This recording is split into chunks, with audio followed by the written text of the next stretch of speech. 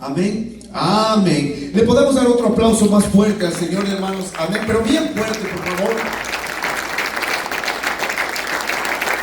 Muy bien. Ponga mucha atención, por favor.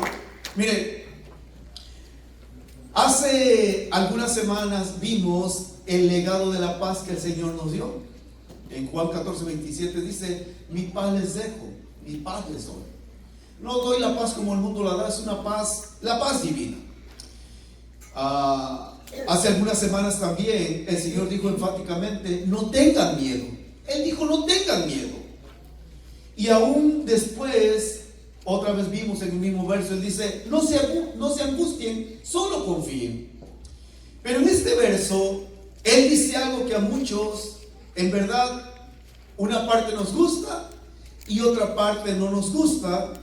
Pero si la Biblia lo dice, tenemos que analizarlo. Porque vea, por favor, esta reflexión. ¿A quién le gusta o a quién nos gusta las cosas buenas que Dios nos da? ¿Verdad que a todos? A todos nos gusta que Dios nos dé cosas buenas. A todos nos gustan las cosas buenas de Dios. Pero ¿saben lo interesante que dice aquí, hermanos? Anteriormente Él dice: no tengan miedo. Anteriormente también vimos que Él dijo: no se angustien. Pero ¿saben lo que dice aquí? Tendrán aflicción. Y eso como que ya no nos gusta. Porque ¿a quién le gusta la aflicción? A mí no me gusta ser afligido. Pero es una verdad que si el Señor dice: en el mundo van a tener aflicción, le digo algo: vamos a tener aflicción. Pero el Señor no se queda ahí. Él siempre es la solución. Y por eso Él empieza, hermano, diciendo: en realidad ustedes pueden tener paz, pero saben, van a tener también aflicción. Pero cierra y Él dice: pero confíen. Una vez más Él añade: confíen. Y Él concluye con una frase. La pregunta sería: ¿por qué voy a confiar? Porque Él dice: yo he vencido. Yo he vencido. Y esto es interesante, hermano, porque necesitamos analizar detalladamente el contexto de toda esta escritura. Ahí en el Evangelio de Juan, en el capítulo 16, particularmente del verso 25 hasta el verso 30, los discípulos, hermanos, están escuchando palabras del Señor Jesucristo. Y lo interesante es que el verso 25 empieza diciendo: estas cosas os he hablado. O sea, en otra traducción dice: les digo estas cosas. Y lo interesante que en el capítulo 16, cuando menos en 3 ocasiones aparece esta misma frase: estas cosas, estas cosas, estas cosas. Y en cada ocasión que aparece la frase estas cosas, siempre se refiere a lo anterior, al contexto que está atrás. Entonces, en el verso 25 empieza diciendo el Señor Jesucristo: estas cosas les he dicho, o estas cosas les he hablado. Y de repente los discípulos, hermanos, se quedan como pensativos, de alguna manera reflexionando, sorprendidos, porque Él, hermano, les había dicho en el contexto anterior cosas que iban a acontecer. Pero cuando Él les dice: bueno, ya les dije estas cosas, como dice el verso 25, se los digo tal y como son. Y en el 25 dice: la hora viene cuando yo ya no les hablaré por alegoría. O sea, ya no usaré figuras, ya no usaré metáforas, ya no usaré símil, ya no les voy a hablar simbólicamente, les voy a hablar real. Y aquí viene algo muy curioso, hermano, porque mire, cuando los discípulos oyen estas palabras del Señor Jesús, entonces, hermanos, ellos se quedan pensativos y hacen una afirmación. Ellos dicen: bueno, ahora te entendemos perfectamente porque ya no nos hablas por alegorías. Pero de manera osada, de manera temeraria, de manera atrevida, hermano, en el verso 30 ellos dicen una frase que es muy, muy delicada. En el verso 32 dice: ahora entendemos que sabes todas las cosas y no necesitas que nadie te pregunte. Por esto creemos que has salido de Dios. Vea la frase: ahora entendemos y ahora creemos. La pregunta es, escuche esto por favor, ¿realmente entendían y realmente creían que Él era el Hijo de Dios? Bueno, eso es lo que tenemos que analizar. Porque es muy fácil decir: ya entendí y también ya creí. Bueno, una cosa es hablar, decir o afirmar algo, cuando en el momento de la acción, nuestras acciones o nuestras decisiones contradicen nuestras acciones, lo que nuestros labios hablaron o dijeron. Porque entonces el Señor Jesucristo dice: ¿ahora creéis? O sea, ¿ahora creen de verdad? ¿Ahora han entendido y han creído que verdaderamente soy el Hijo de Dios? Y aquí entra esta frase, hermano. Si verdaderamente habían entendido y creído que Jesús era el Hijo de Dios, de alguna manera ellos se hubieran reafirmado en su convicción. Lo tremendo que el Señor Jesucristo les pone o les declara una acción que ellos estaban totalmente convencidos que nunca darían. ¿Y qué es lo que iba a pasar? De repente el Señor les dice: ¿saben qué? Hoy ustedes van a ser esparcidos y me dejarán solo. No que habían entendido y no que habían creído. O sea, es importante analizar esto, hermano. ¿Por qué? Porque mire, la declaración de estos discípulos en realidad fue una afirmación. Y tenía hasta algo de insolencia, hermano, en hablar de esta manera. Y no se preocupe, hermano, que todos hemos pasado esta situación. Ahora, Jesús, hermanos, en el verso 31 les dice lo que les acabo de explicar. Y léalo conmigo el verso 31. Dice el verso 31: Jesús le respondió: ¿ahora creéis? Pero el 32, léalo conmigo, dice: he aquí, la hora viene y ha venido ya, en que seréis esparcidos cada uno por su lado y me dejaréis solo. Mas no estoy solo, porque el Padre está conmigo. Ahora, escuchen lo interesante, hermano. Miren, Jesús contesta de inmediato, previniéndoles, afirmándoles de que la confianza excesiva en ellos les iba a fallar. ¿Por qué? Porque mire, en realidad el futuro de los discípulos no sería fácil de encarar como ellos pensaban que iba a ser fácil. Por eso, en el verso 32 el Señor Jesucristo les dice algo tremendo. Vean lo interesante. El contexto nos dice, hermano, que el Señor Jesucristo le había dicho a Pedro que lo negaría 3 veces. Pero en este texto, ahora a todos les dice, no que lo negarían, sino que lo abandonarían. Ahora, ya le había dicho Pedro: Pedro, me vas a negar. Y en esta parte dice el Señor, en realidad ahora entendemos y creemos. Y por eso el Señor dice: ¿ahora creen? Bueno, les digo algo, viene la hora, y ha venido ya, en que todos ustedes serán esparcidos y me dejarán solo. Ahora, quiero que por favor entienda esto. ¿Saben lo que les está diciendo el Señor? Me van a traicionar, me van a abandonar. Lo que les voy a decir, hermano, es una verdad que ninguno de nosotros va a aceptar. Es como si el Señor le dijera a Genaro: ¿sabes qué? Mañana vas a mentir. No, yo no voy a mentir, Señor. Vas a mentir. O le dijera a cualquiera de nosotros: mañana vas a pecar. No, sí, yo no voy a pecar. Pero ¿sabe qué declaración han hecho los discípulos? Sabemos que no hay necesidad que te pregunte nadie, porque sabes todas las cosas. Y esto es lo que ellos no captaron, que el Señor sabía absolutamente todo de ellos. Pero ¿qué decían ellos? Ahora entendemos. ¿De verdad lo entiendes? Ahora creemos. ¿De veras? ¿De veras crees? Y aquí entra algo que me trae consuelo. Por favor, lo que le voy a decir, hermano, no es una apología de la desobediencia. O sea, no estamos promoviendo la desobediencia, pero sí estamos promoviendo la bendita esperanza que el Señor nos da en su palabra. Porque literalmente lo que el Señor estaba diciendo, ¿saben qué? Van a dejarme solo, me van a abandonar, van a pecar contra mí. ¿Y saben qué es lo que no añade el Señor? ¿Y saben qué? Por causa de su traición, de su abandono, siempre estarán sufriendo. No, dice el Señor.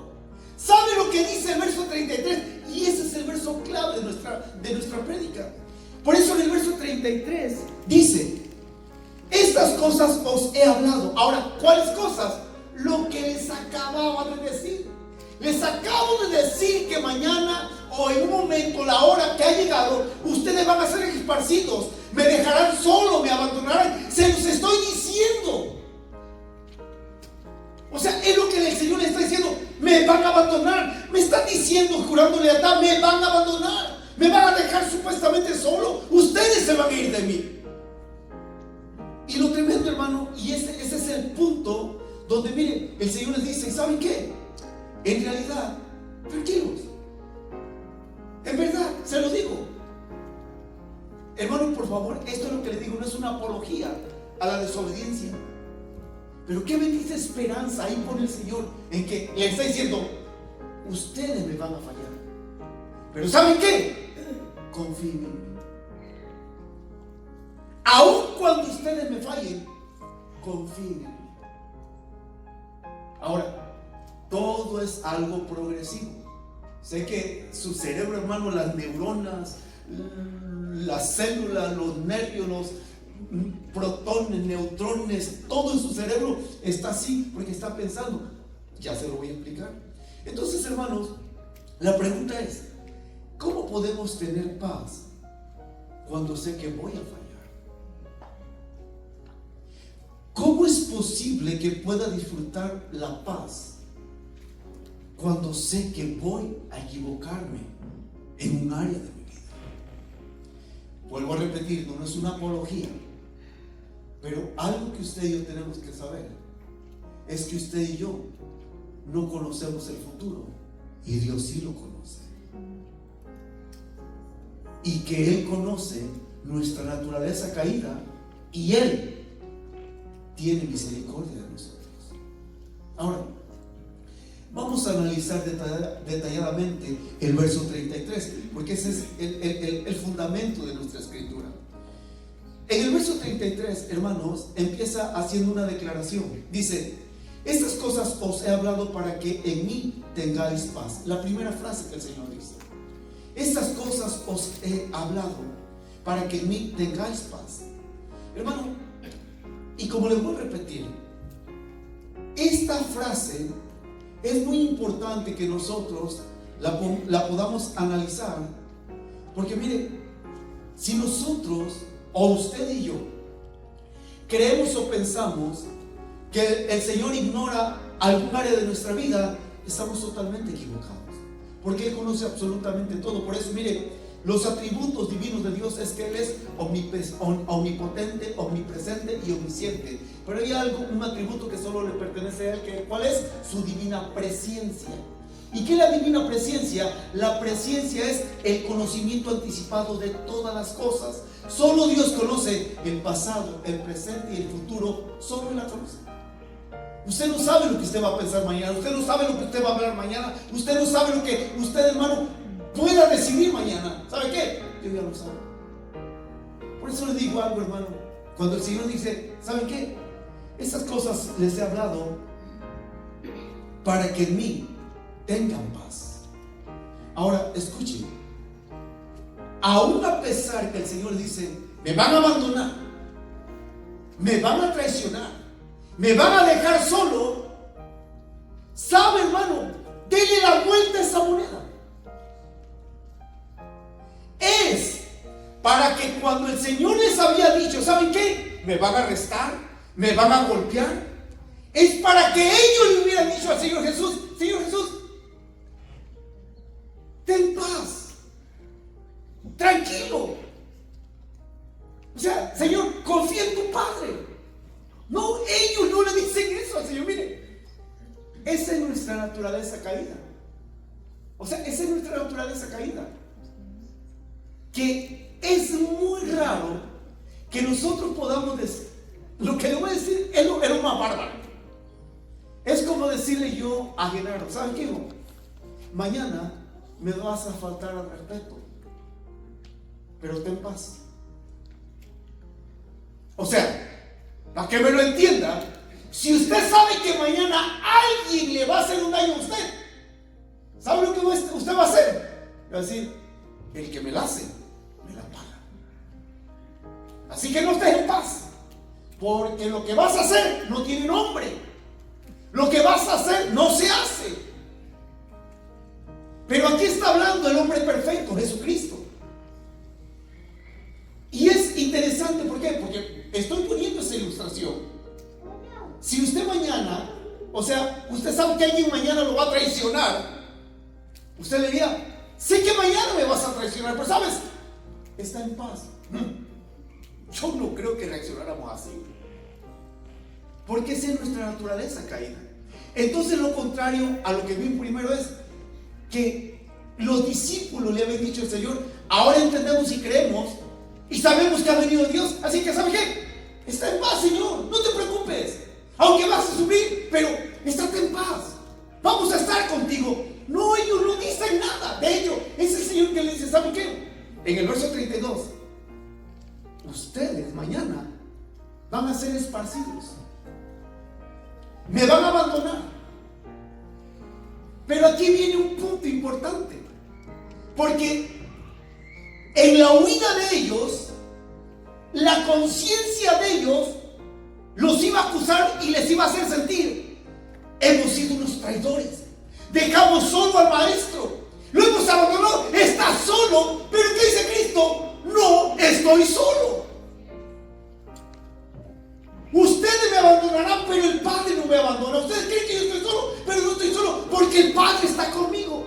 Y ellos no alcanzaban a captar lo que el Señor les estaba diciendo. Ahora, como tenían la mente, y muchos de nosotros estamos en ese problema de que no usamos los dos hemisferios del cerebro, o no lo usamos completamente el cerebro, hermano, entonces nuestro entendimiento queda oscuro. Y por eso cuando ellos reciben estas palabras, quedan así como viendo lucecitas. Y les dice el Señor en el verso 33, estas cosas os he hablado para que en mí tengan paz. Señor, ¿cómo voy a tener paz si me está diciendo que te voy a fallar? Tengan paz. Señor, ¿cómo voy a tener paz si me está diciendo que te voy a abandonar? Tengan paz. ¿Por qué? Porque tu pecado yo lo voy a perdonar. Porque la soledad en la que tú me dejas, no voy a estar solo, porque el Padre está conmigo. Y esto es interesante, hermano. ¿Por qué? Porque el Señor Jesucristo establece enfáticamente, miren, ya les he dicho lo que va a pasar, pero ¿saben qué? Tengan paz. Ahora, escuchen, hermano, mucha atención. Hay muchas razones actualmente para no tener paz, porque la inseguridad en el ser humano lo hace ver moros contra chete, o sea, lo hace ver cosas que no son. Pero lo importante es que si nosotros creemos esta palabra, sí podemos disfrutar la paz de Dios. Ahora, escuche esto, hermano, mucha atención a esto. Dios quiere que disfrutemos una paz interior, aun cuando haya conflictos exteriores. El conflicto exterior ahí está, hermano. Mire, se lo digo, acuérdese de esta verdad. Estamos en un mundo caído, donde habitamos seres caídos, donde continuamente caemos, donde continuamente nos equivocamos, pero Dios sigue en el trono. Amén. Ahora, Él dice, estas cosas os he hablado para que en mí, Él dice, en mi persona, en mi nombre, en mi poder, ustedes tengan paz. Pero ahí es donde el Señor hace la transición. Dice, pero en el mundo tendrán ¿qué? A ver, lean por favor el verso 33. Dice: estas cosas os he hablado para que en mí tengáis paz. En el mundo tendréis ¿qué? Ahora, dos personajes o dos lugares. En Cristo tenemos paz. Amén. ¿Y qué tenemos en el mundo? Miren, ¿se están entendiendo? ¿Qué tenemos en Cristo? Paz. ¿Pero estamos en el mundo todavía? ¿Sabe que por eso el capítulo 17 es la oración sacerdotal de Cristo? Y por eso el capítulo 17, Padre, dice Jesús, guárdalos del mundo, porque cuando yo estaba con ellos, yo los cuidaba, pero ahora yo voy contigo y ellos se quedan en el mundo, y el mundo es enemigo de ellos. El mundo los odiará, el mundo los rechazará, el mundo, lo único que encontrará en el mundo es ¿qué? Ahora, aquí entra el punto. Aquí hay una verdad espiritual y una verdad material o real. En Cristo tenemos paz, pero en el mundo, ahora, aun cuando soy cristiano y tengo a Cristo en mi corazón, vivo en un mundo caído. ¿Qué me va a dar el mundo? Aun cuando sea cristiano.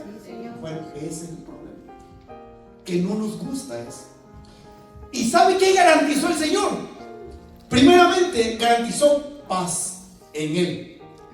Y lo segundo que garantizó, ¿sabe qué fue? Aflicción. Él garantiza la aflicción. Y obviamente, hermano, ya sabemos que la aflicción es el sentimiento de tristeza, pena, dolor o sufrimiento físico, mental, emocional. Eso es aflicción. Pero lo interesante de esto, hermano, es algo que nosotros tenemos que analizar detalladamente. Mire, en Cristo tenemos paz. Sin Cristo se tiene una paz falsa. Pero la verdadera paz la encontramos solamente ¿en quién? En Cristo. Aunque en el mundo tengamos ¿qué? Digan aflicción, diga aflicción. Ahora, escuche. Debemos tener en claro que el tener la paz interior no es garantía de que exista la aflicción exterior. Porque mire, Cristo claramente dice, en el mundo van a tener aflicción. La pregunta es, y esto es algo muy interesante, en el mundo, si en Cristo tengo paz, en el mundo voy a tener aflicción. Esta es la pregunta: ¿por qué causa, motivo o razón voy a tener aflicción en el mundo? Si no, entre comillas, no le hago mal a nadie, no me meto con nadie, no le busco problemas con nadie. Bueno, mire, le voy a dar cuando menos 3 razones o causas por las cuales el cristiano tiene aflicción en el mundo. Esto es muy importante, hermanos. Y usted, o pudiéramos pensar, wow, esto como que es paradójico, porque cuando estaba sin Cristo, escuche, cuando estaba sin Cristo, cuando no era cristiano, en el mundo yo no tenía problemas con nadie. En el mundo, mire, mi familia me aplaudía el desorden, las borracheras, las drogas. El mundo me aplaudía cuando yo hacía el ridículo y dejaba sin comer a la familia, me peleaba con todo. O sea, me aplaudía el mundo. El mundo no me odiaba, el mundo me amaba. Pero ahora que vengo a Cristo, el mundo me odia. Bueno, eso es lo que dijo Cristo. Yo te amo. ¿Se acuerda el verso anterior? El Padre os ama, yo los amo. Pero el hecho de que yo te ame y que el Padre te ame y que tú decidas amar al Padre y amarme a mí, entonces vas a tener un enemigo que es el mundo. Y por eso Cristo dice, en el mundo van a tener aflicción. Y déjenme avanzar en este punto. ¿Por qué? Porque mire, hermanos, en realidad nuestro Señor dice a los suyos, a los que son de Él, voy a usar una frase colombiana, hermano, con una franqueza brutal. así, con una franqueza brutal, o sea, directa, hermano, que no debe sorprender a los cristianos las dificultades, la persecución, la aflicción que el mundo va a tener contra nosotros. Porque vean, en la mayoría de ustedes aprenden en la escuela dominical la piedad, que hay que ser una persona con que tener piedad de nuestro carácter. Bueno, vean lo que dice la Biblia, me ponen la escritura técnica, vean lo que dice, 2 Timoteo 3:12. Y también todos los que quieren vivir piadosamente en Cristo Jesús padecerán persecución. Amigo, ¿quieres vivir como Dios manda? ¿Quieres vivir en esa actitud piadosa? Agárrate, porque el mundo te va a odiar. El mundo te va a afligir, el mundo te va a perseguir. ¿Por qué? Porque el mundo no soporta, no tolera que ahora vivas diferente, pienses diferente, hables diferente, te conduzcas diferente. ¿Por qué? Porque el mundo aplaudía la rebelión. Es más, el mundo aplaude, el mundo celebra la desobediencia, la rebelión contra Dios. Pero cuando tú le empiezas a decir, no, ¿sabes qué? Ahora soy cristiano, quiero enderezar mi vida. Hermano, se le viene a uno el mundo entero encima. Por eso, mire, el carácter es tan importante, porque es el carácter el que nos sostiene ante toda persecución y ante toda aflicción. Iglesia, en realidad, no decirle lo que le estoy diciendo sería un pecado contra usted. Si usted se entregó su vida a Cristo, usted va a padecer aflicción. En la familia, con los compañeros de trabajo, con los amigos, con todas las personas que antes nos celebraban, ahora nos van a afligir. Ahí lo dice: todos los que quieren vivir piadosamente en Cristo Jesús padecerán persecución. Y lo interesante, hermano, es que aquí necesitamos hacer un pequeño alto y analizar detalladamente las causas de las aflicciones. Y déjenme le digo algo. Primeramente, quiero que sepa que Jesucristo nos entiende perfectamente en la aflicción. ¿Por qué? Porque Jesucristo mismo también padeció aflicción. Él fue afligido. Vean lo que dice Isaías proféticamente. Dice Isaías 53:11: verá el fruto de la aflicción de su alma y quedará satisfecho. Ahora, aquí piensen algo. ¿Cuál es el fruto que usted está disfrutando por causa de la aflicción? ¿Ese fruto lo mantiene usted o le trae satisfacción? Aleluya, hermano, gloria a Dios. Todos me odian por ser cristiano. Hermano, no se siente tan mal.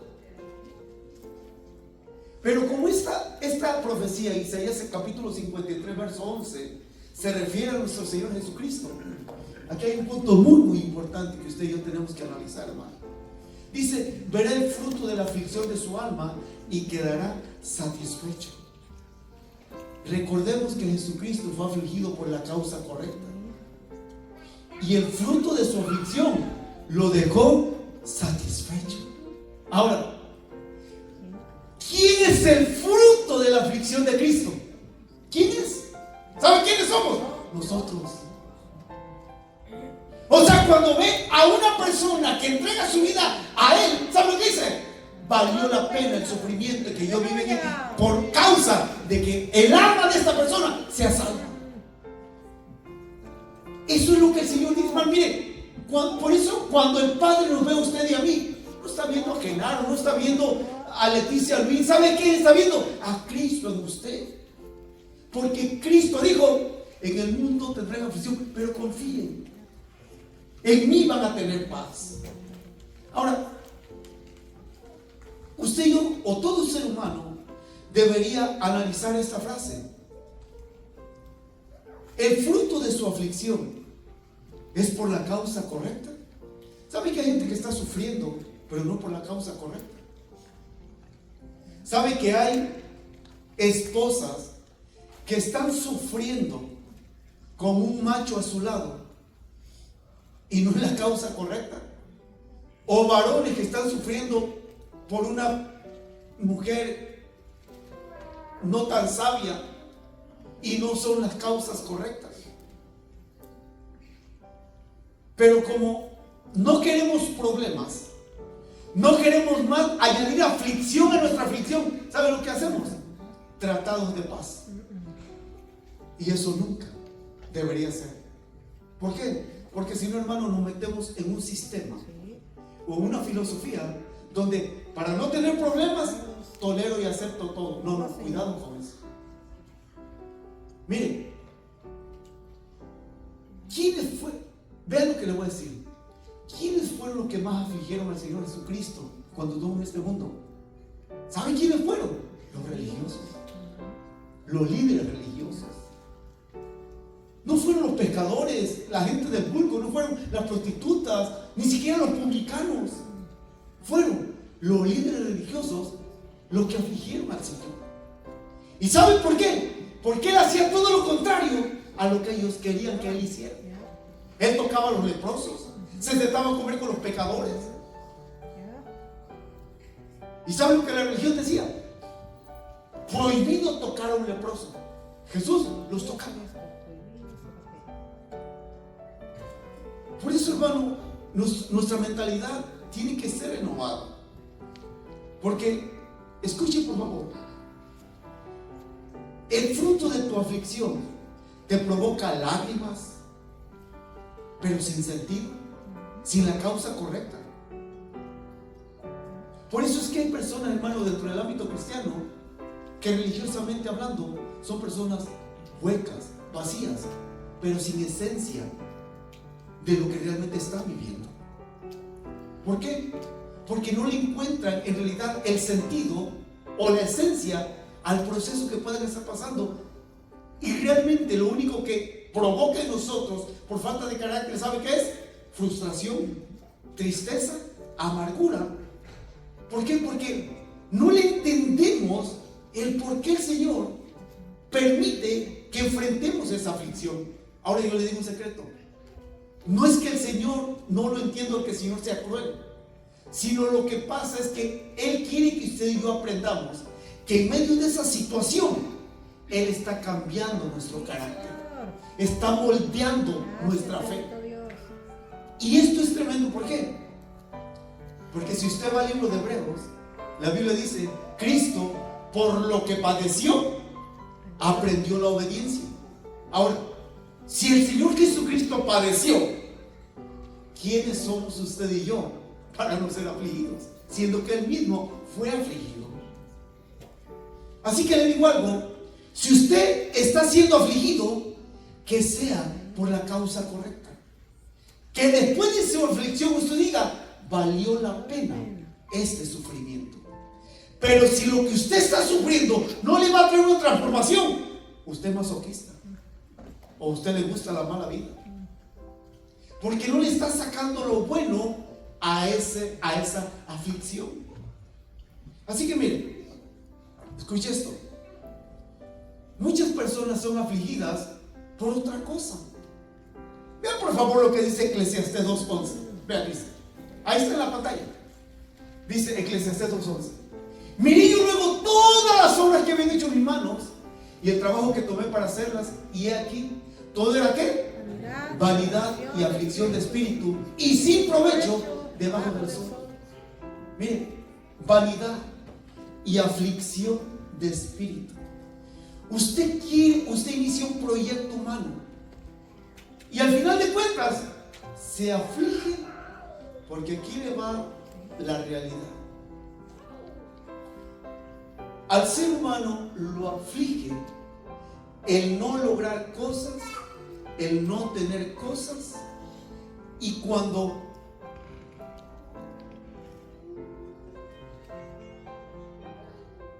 bien, para no afligir, bueno, ya me afligí, pero tenga paz, hermana, tranquila, confía en el Señor. Ahora, este es el punto. ¿Dónde me quedé cuando me interrumpieron? No, ya me acordé, tranquilo. El punto es este, hermano. El punto principal es este. Hay veces que las razones de nuestra aflicción queremos lograr cosas materiales, perdiendo otras cosas que realmente valen la pena. ¿Por qué? Porque, escuchen eso, ahí dice el escritor: miré yo luego todas las obras que habían hecho mis manos y el trabajo que tomé para hacerlas, el trabajo que tomé para hacerlas. Y aquí toda la vanidad de aflicción de espíritu y sin provecho debajo del sol. Ahora, la aflicción a usted fue sin provecho. Es lo que dice. ¿Por qué? Ahora se lo explico. Porque hoy hay cristianos, no voy a hablar del mundo, voy a hablar de los cristianos, que tienen 1, 2, 3 trabajos porque quieren ganar mucho dinero, mientras se olvidan de los hijos, de la familia, de su relación con Dios. Y amigo, iglesia, sí, logras todo lo material, pero al final de cuentas, Dios, la familia y las personas que verdaderamente valía la pena que tú cuidaras, ya no están contigo. ¿Y sabe lo que el ser humano dice? ¿Para qué trabajé tanto si ya no están conmigo? Aquí viene el problema, que nunca pensaste en lo que verdaderamente tiene valor. En el libro de los 5 lenguajes del amor de Gary Chapman, dice que cuando él iba en el avión, se encontró un tipo que le dijo: ¿sabe? Mi esposa no me comprende ni me entiende, porque trabajo mucho para darle lo mejor a ella, pero ella siempre me está reclamando. Y le dice Gary Chapman: amigo, déjame te hago una pregunta. Cuando logres tener la cantidad de dinero que quieres lograr, ¿con quién quieres disfrutar eso? ¿Con ella o tú solo? Obviamente con ella. Por lo que ella te está diciendo es: no quiero dinero, quiero tu presencia, quiero tu tiempo, te quiero. Y saben, iglesia, es lo que muchos ni siquiera nos ponemos a pensar. Te buscas 1, 2, 3 trabajos porque quieres hacer dinero, quieres darles a tus hijos lo que tú no tuviste, pero te has olvidado que todo lo material que le puedas dar a tus hijos, lo que más necesitan ellos es tu presencia, tu persona, tu tiempo, tu dedicación.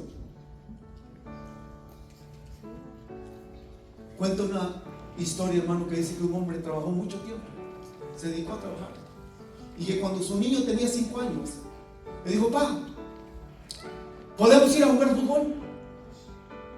Cuando tenga tiempo, hijo, cuando tenga tiempo. Llegó a los 10 años y le dijo: pa, ¿podemos ir a jugar fútbol? Cuando tenga tiempo, hijo, cuando tenga tiempo.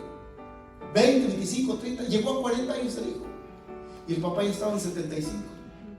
Y a los 75 el papá le dijo: hijo, ¿podemos ir a comer? ¿Sabe lo que le dijo el hijo? Cuando tenga tiempo, viejo. Porque yo te pedí mucho tiempo a ti y nunca me lo diste. Ahora yo ya no tengo tiempo para ti. Esposo, esposa, padre, madre, ¿de qué sirve que te afijas tanto si al final de cuentas te das cuenta que no tuvo provecho eso?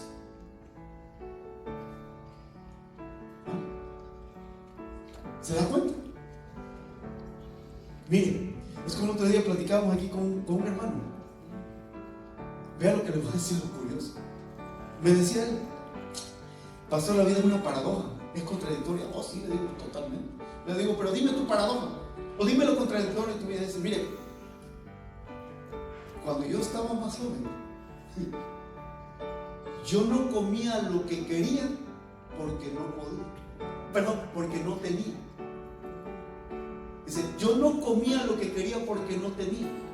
Ahora que trabajé mucho, no como, tengo, pero no puedo porque no debo. ¿Se da cuenta de la paradoja? Por eso, hermano, si usted tiene, la Biblia dice en Proverbios, es mejor comer alimento humilde pero en armonía que comer buey gordo en contienda.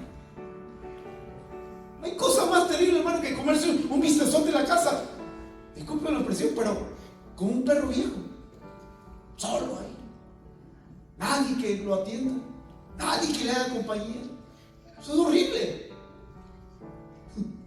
Aunque sea sopa de letritas, hermano, pero que lo comen en armonía. Pero ¿cuánta gente se está afligiendo, hermano? Trabajando. mismo joven, hermano, que le dijo a su papá que él no tenía tiempo. Dice que un día le dijo a su papá: papá, dice, ¿cuánto te pagan la hora? Uy, hijo, me pagan la hora a $75. Y el niño empezó a ahorrar dólar por dólar. Y que un día le dijo a su papá: papá, te pago una hora de tu tiempo. Ahí están los $75.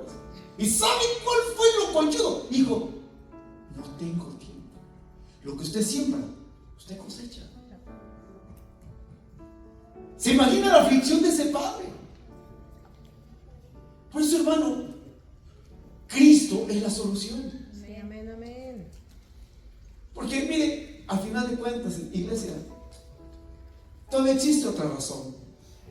Otra razón por la cual la aflicción está en el mundo.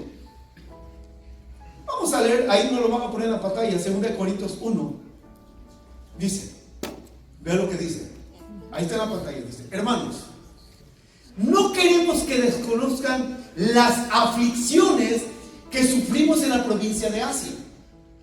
Estábamos tan agobiados bajo tanta presión que hasta perdimos la esperanza de salir con vida. Nos sentíamos como sentenciados a muerte. Pero eso sucedió para que no confiáramos en nosotros mismos, sino en Dios, que resucita a los muertos. Y no sé qué dice ahí, hermano. Dice, pero, creo que así dice: Él nos libró y nos librará de todo peligro de muerte. En Él tenemos puesta nuestra esperanza y Él seguirá ¿qué? Ahora, ¿cuál es otra causa por la cual viene la aflicción en nuestras vidas? ¿Sabe cuál es? La autosuficiencia. Ahí dice, nos sentíamos como sentenciados a muertes, pero eso sucedió para que no confiáramos en nosotros mismos, sino en ¿quién? Amigo, la autosuficiencia significa, ¿y sabe lo que dice? No necesito a Dios, no necesito ir a la iglesia, no necesito la Biblia, no necesito al hermano, no necesito a la hermana, no necesito a nadie. Ten cuidado. Ten cuidado, porque ¿sabes qué? Somos un cuerpo en Cristo. Todos miembros de un solo cuerpo. ¿Y sabe lo que Pablo dice en Romanos? Todos nos necesitamos unos a otros. Cuando la gente dice, la persona dice: oh, yo no necesito a nadie, te estás exponiendo a que Dios te meta a una situación, como dice ahí, que te sientas como sentenciado a muerte.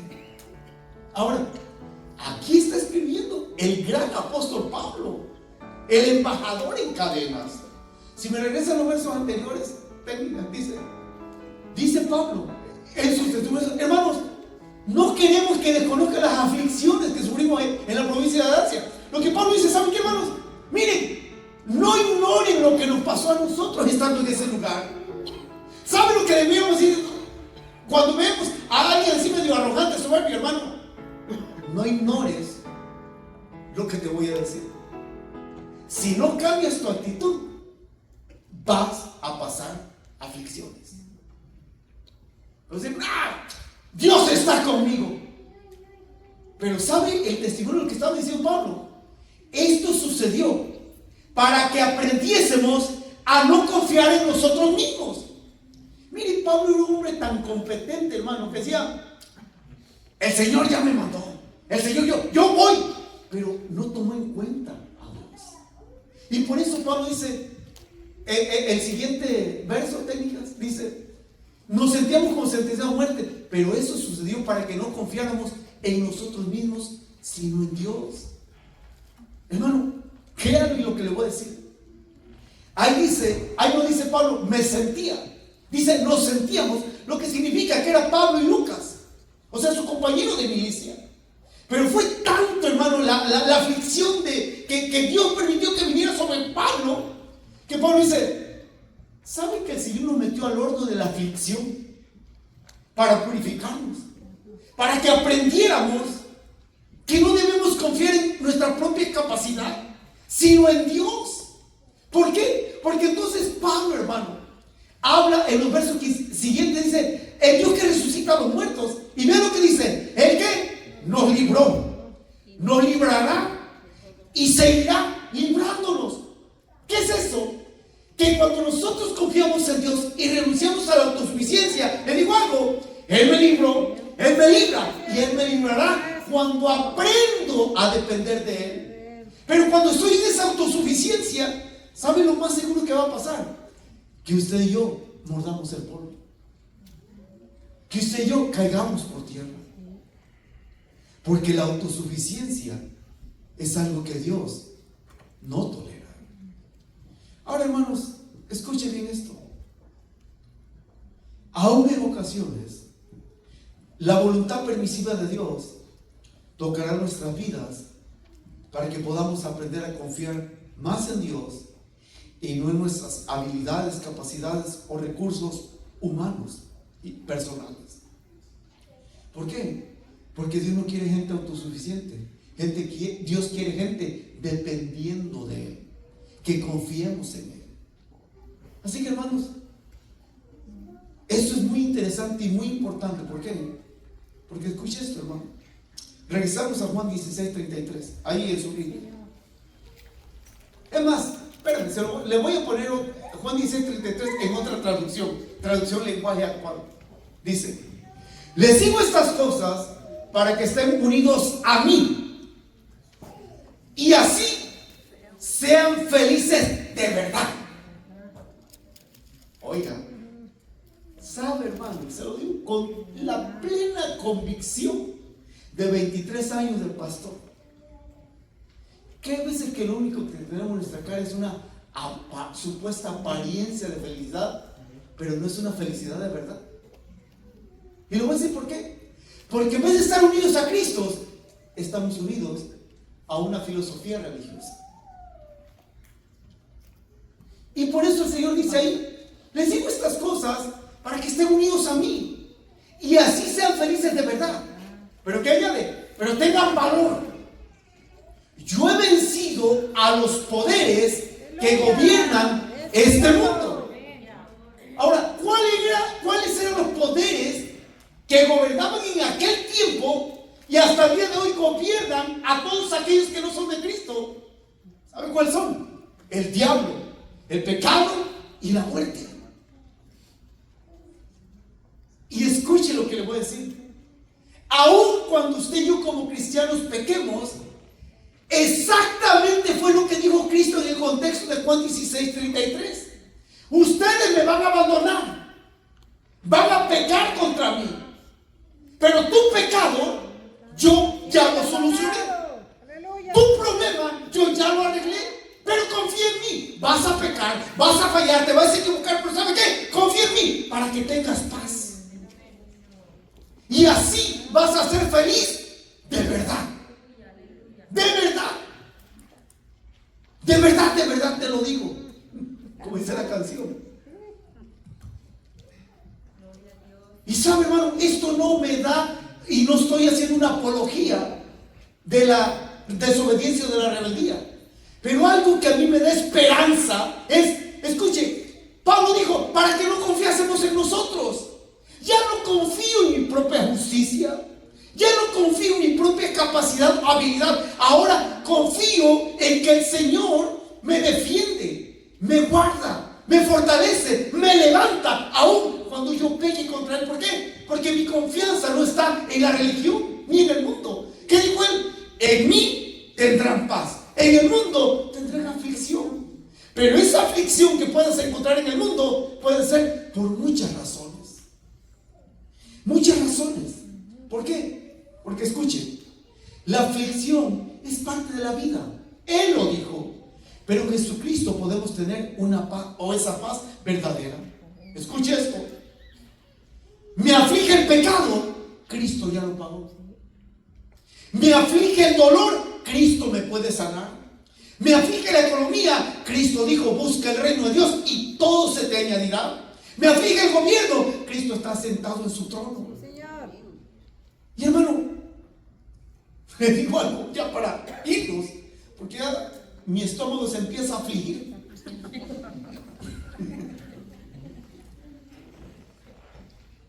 Cuando el Señor Jesucristo dice, en el mundo tendrán aflicción, ¿sabe lo tremendo que Dios dice en su palabra? Vean lo que dice, Salmo siguiente. Muchas son las aflicciones del justo.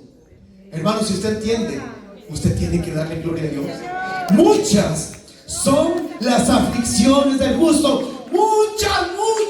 Son muchas aflicciones para el justo. Muchas las aflicciones del mundo, del diablo, de la gente, para usted y para mí. Muchas. Usted puede estar afligido por un hijo. Usted puede estar afligido por el esposo, por el cónyuge, por el trabajo, por el gobierno. Muchas causas de aflicción. Pero bendita promesa del Señor que dice, pero de todas ellas, las aflicciones, de todas ellas, nos librará el Señor. ¿Sabe qué? Hay esperanza y confianza que en el Señor podemos tener paz. En Él hay paz. Y en el mundo tendremos aflicción. Bendito Dios. Así que, hermano, yo no sé cuál sea la causa de su aflicción, amigo, pero de algo te digo con plena seguridad: de todas tus aflicciones, Dios te puede librar. Él te puede librar. ¿Cuál es tu aflicción? Ahí dice, muchas son las aflicciones del justo. Muchas. Muchas. Yo no sé cuál sea la tuya. Realmente no sé. Tú no conoces las mías. Y cada vez que voy a jugar a la América, pues ahí estoy afligido, pero tranquilo. De todas maneras, ahí se quedan y seguimos siendo los mejores. Pero ¿saben? El Señor dijo, confíen. En Juan 16:33 dice, en el mundo tendrán aflicción, pero confíen. ¿Sabe por qué? Porque dice, yo, no tú, yo he vencido a los poderes que gobiernan este mundo. Dice, yo he vencido. La palabra vencer significa, en griego es nikao. Es una conquista absoluta, total. Esa palabra nikao, de ese deriva la palabra Nike de los tenis. Muchos ni siquiera saben que la palabra Nike significa triunfador, conquistador. Eso significa Nike.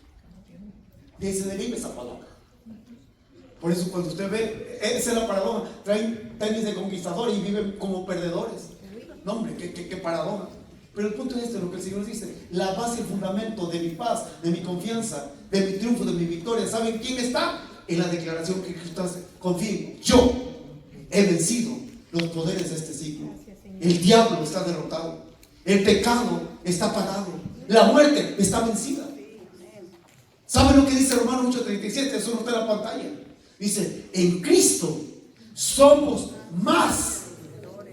Ahora, qué bonito lo recitan, pero vívalo, créalo, camine sobre esa promesa. Porque muchas son las aflicciones del justo, pero de todas ellas nos librará el Señor. Hermano, no se deje de verdad. O sea, usted de una o de otra manera vamos a pasar por el horno de la aflicción, pero confíe, Cristo ya venció. Ahora, esta prédica de la aflicción está en dos sesiones, porque la próxima semana vamos a ver que el salmista dice: bueno fue para mí, Dios, que tú me afligieras. Hay una aflicción que no viene del mundo, hay una aflicción que Dios hace en nosotros, y ese es el tema de la próxima semana. Pero hoy no sé su aflicción, pero sí le garantizo lo que dice ahí: si usted confía en Jesús y le cree a Dios, de toda aflicción Dios lo librará. ¿Cuántos creen eso? ¿De verdad lo creen? Le damos un aplauso a nuestro Dios por la victoria que nos ha dado. Vamos a ponernos sobre nuestros pies y vamos a hacer una pequeña oración. En verdad, ahí, como dice el Salmo 34, muchas son las aflicciones del justo. Mire, hermano, yo no sé cuál es la causa de su aflicción, pero de lo que sí estoy seguro, conozco al Dios que lo puede librar de toda aflicción. Y es que la aflicción hace víctima y hace presa a todo el mundo. Hay jovencitos que están afligidos porque no los quiere la muchacha, pues no se ponen guapos. Hay jovencitas que dicen que están más feas que una vaca. No, no es feas. Lo que pasa, están mal arregladas. No, o sea, Dios hace obras maestras. Sí, Señor. Por eso el Salmo 139 dice: hiciste una obra de excelencia conmigo. Maravillosa. Una obra maravillosa. Así que, ¿qué lo aflige? Por favor, esto que le voy a decir es muy real. ¿Lo aflige algún pecado en su vida? ¿Lo aflige alguna inseguridad? ¿Lo aflige la falta de perdón?